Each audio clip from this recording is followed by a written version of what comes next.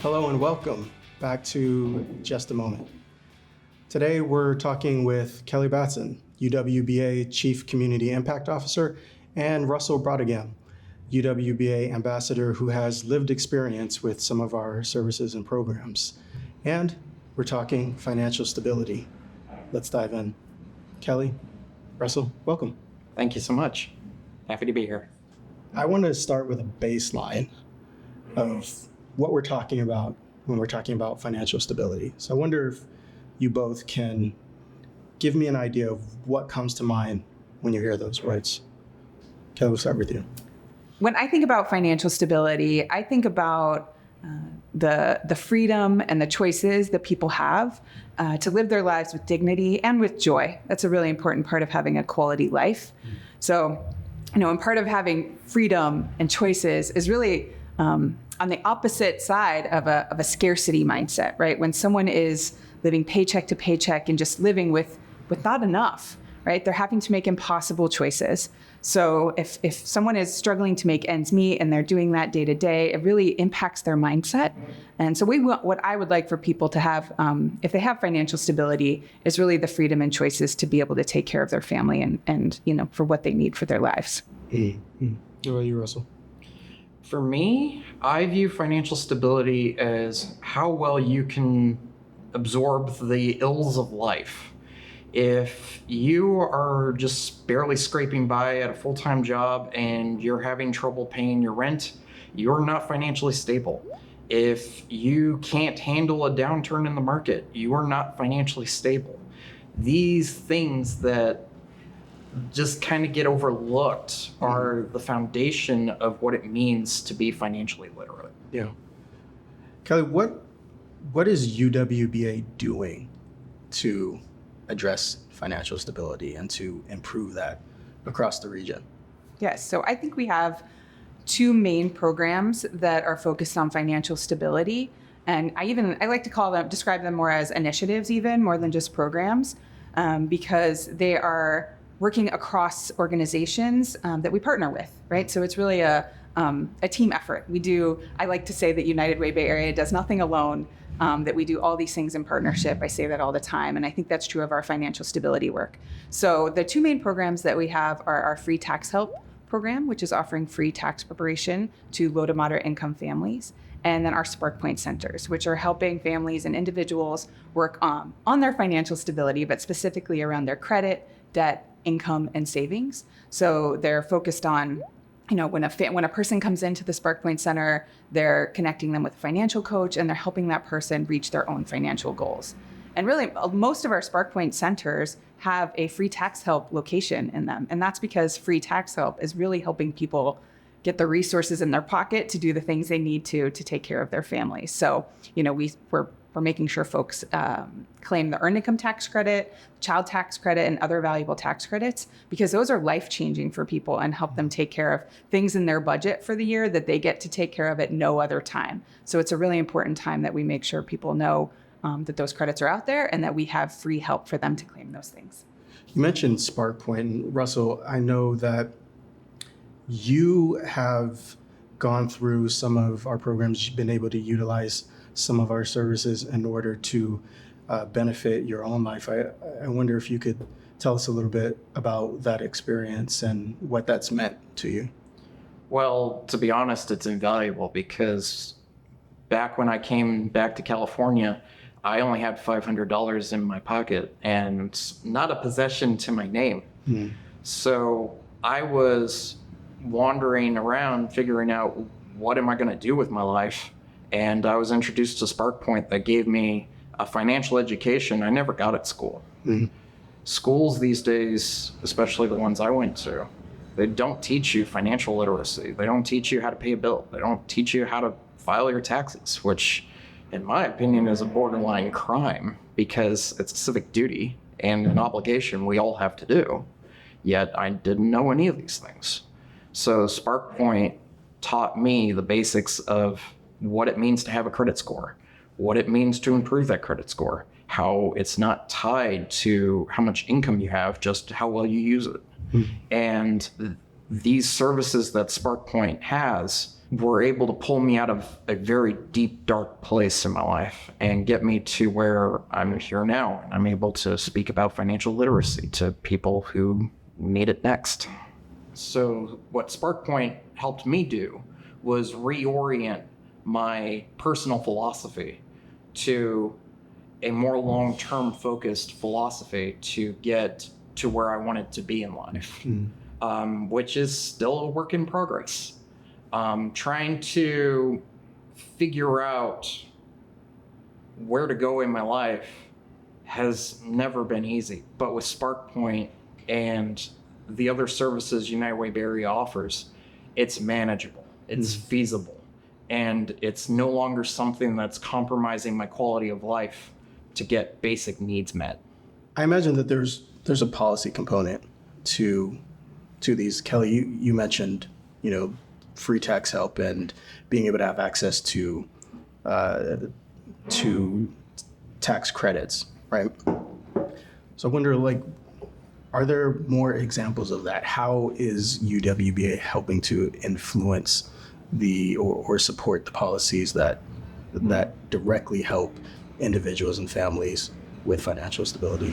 Yeah, that's a really great question. And really the emphasis on tax credits and the advocacy work we do around tax credits can't be overstated. Tax credits are, especially the refundable tax credits like the earned income tax credit and the child tax credit, are lifting more people out of poverty than any other program in the country. In this world, nothing is certain except death and taxes. Benjamin Franklin wrote that in 1789, and it still rings true today. So, let's talk tax credits. When it's tax season, these are what helps to put money back into the hands of the people that need it the most. While a person may be eligible for 7 different refundable tax credits, here are 2 that the United Way Network has advocated for both at the state and federal levels. First, the Earned Income Tax Credit, or EITC. These are tax credits for working people who earn below $30,000. You may be eligible to receive a cash refund or even reduce the amount of tax you owe. You may also be eligible for the EITC even if you do not have any children. And second, the Federal Child Tax Credit and the State Young Child Tax Credit. People with children under the age of 17 may be eligible to claim a federal credit of up to $1,600 and a state credit of roughly $1,000. These credits are critical to ensuring working families can support their children. That's why the United Way Network is working hard to make sure that tax credits are just as certain as taxes themselves. How do we make sure that there's families that maybe are undocumented that could be eligible for this tax credit? How about lowering the age so that people at a lower age or someone who's older without dependents could qualify for these credits? So it's really important who's eligible, how much they're getting, how much income they're having. Those are all really important features of the credit that ensure more people get it, more people have access. So that's something we take very seriously, is those tax credits, even though maybe it's just one strategy. But there's also at the California level, which we were integral in getting that passed several years ago. So we really are excited about the expansion that we've seen and the growth that we've had in those. Another example, I think, in the financial stability area around policy is, we have our SparkPoint centers that are at community colleges. And community colleges are a really effective place to reach people who may, they have students from all walks of life. You have parents that are going back to school. You have, all kinds of folks going to school there. And if we can help people stay in school, they're going to achieve their education goals, their career goals. But there's lots of data out there around how college students are food insecure, are housing insecure. So how do we help families or students access those resources? So there's a really great piece of legislation that came across that was putting a basic needs center in every community college. So there's policies like that where I think we can, and we see a lot of synergy with our SparkPoint centers in those, right? We're offering basic needs services through SparkPoint centers. We're also, and we're in a community college setting. So we're helping those students with their financial stability, their basic needs, their career coaching, that kind of thing. But those policies that give the college resources or help them, structure their services for students, those are really important. So if we can think about more policies like that, where we can change a system to be supportive of the needs of that community, I think those are the kinds of policies that we're looking for. And I mean, you're also, sounds like you're also touching on a little bit of a long-term strategy for financial stability, and that also includes, employment. And I wonder, like, to an individual, to a family, from both of your experiences, what does that actually mean on the ground? In a household, what do these policies and these programs and these services mean for individuals broadly across the Bay Area? Would you like me to start? Sure. I think having even so much as home stability, that you don't have to have two parents working out full time every week, 40, 50, 60 hours a week just to make do. Mm-hmm. Having a stable home where people don't have to worry about finances crumbling, and being able to get to afford a car, afford, a school, afford, basic things that many of us take for granted. But some of us never had that opportunity, and it's not quite clear where to start on that. But that doesn't mean that the effort itself is meaningless. If we don't start, nothing will change. And we have to start figuring out what are the issues that are keeping us from obtaining stable, healthy family households, and getting us to a point where we can look inwards again, instead of thinking about the next crisis moment that's going to happen, the next immediate emergency that requires $500 or $1,000 that families don't have. Yeah. Kelly. Yeah, I think, I really appreciate Russell's comment about the, home.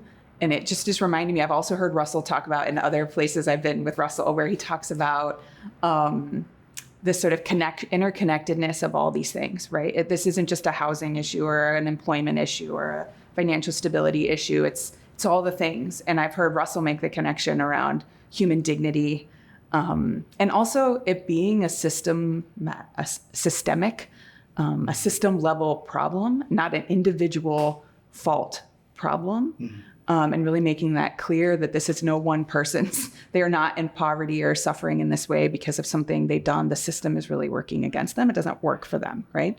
So I think that is part of, when I think about on the ground and a person living day to day, I feel there's probably a lot of shame and a lot of stigma, around accessing services that I feel I wish I could take it away. I can't take it away for people. But I think we can do the work to really change the narrative about why people are suffering the way they are and why the systems are working the way they are. So I think that's part of the work to really shift that narrative from an individual experience. But I mean, no doubt that people are suffering, and no doubt that people have, I think I've shared this story maybe with you before, but I was at a free tax help site many years ago, and it's actually when it was part of a SparkPoint center that we had in Redwood City that's no longer there. But they worked closely with a school, and we were doing taxes for parents.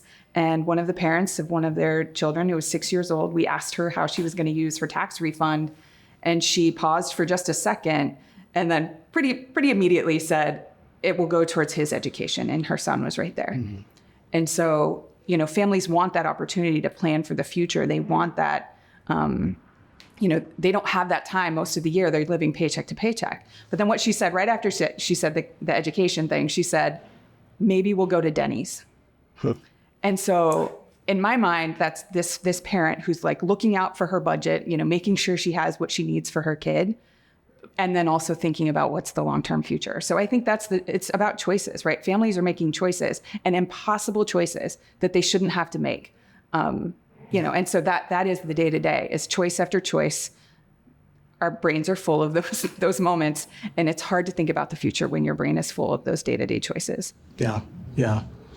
Russell, what do you think? Do you see that? Have you seen that stigma in your experience? And, if that's accurate, what might you say to anyone else who might be fearful of taking advantage of these resources because of that?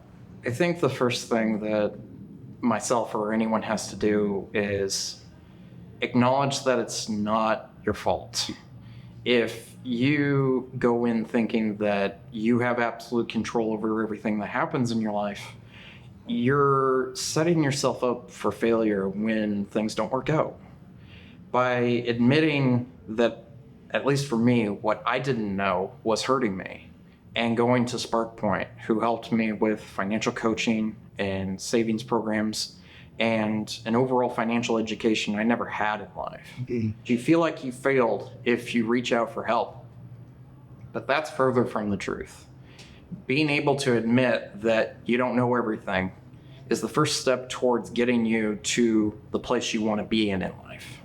That I'm now in a much more secure place and able to think about the long-term future in ways I never was able to before. And that is the goal, to get people to be able to live their lives again and thrive. Reach their own goals, right? Yeah. Kelly, Russell, thank you for your time and perspective. Thank you. Thank you for having us. And thank you for watching.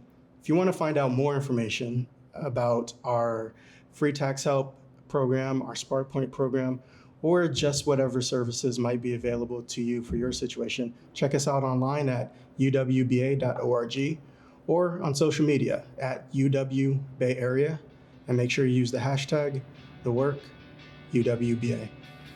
We'll see you next time.